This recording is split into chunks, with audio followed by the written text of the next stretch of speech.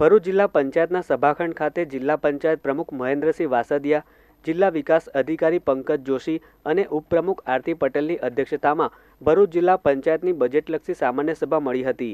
ભરૂચ જિલ્લા પંચાયતનો સામાન્ય બજેટ વધુ ઉમેરા સાથે સારી સગવડતાવાળું અને વિકાસલક્ષી તેમજ પ્રજાલક્ષી બનાવવામાં આવ્યું છે, જેમાં શિક્ષણ સમિતિ, આરોગ્ય સમિતિ સહિતની વિવિધ ક્ષેત્રની સમિતિઓમાં વધારો કરવામાં આવ્યો છે। આ વર્ષે રાજ્ય પ્રવૃત્તિના અનુદાન સહિતનું 2024-25નું બજેટ 838.15 છે, જેમાં સ્વભંડોળ 22.66 કરોડનું છે।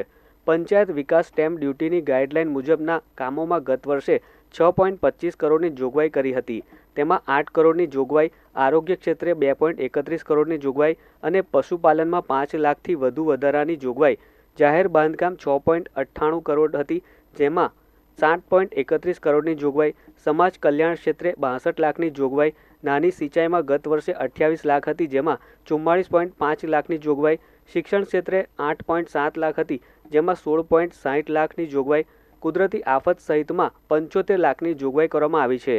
જ્યારે આવક સ્ત્રોત માટે જિલ્લા પંચાયતની ટીમ સતત કાર્યરત હોવા સાથે હરિરતન કોમ્પ્લેક્સ, નર્મદા પાર્ક અને હોળી ઘાટમાંથી સારી આવક મળી હોવા સાથે આ બજેટ વિકાસલક્ષી અને પ્રજાલક્ષી હોવાનું પ્રમુખ મહેન્દ્રસિંહ વાસદિયાએ જણાવ્યું હતું।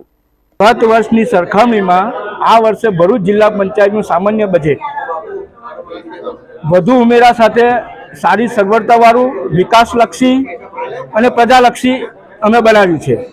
દરેક સમિતિ હોય, શિક્ષણ સમિતિ હોય તેમાં પણ વધારો કર્યો છે, આરોગ્ય સમિતિ હોય તેમાં પણ વધારો કર્યો છે।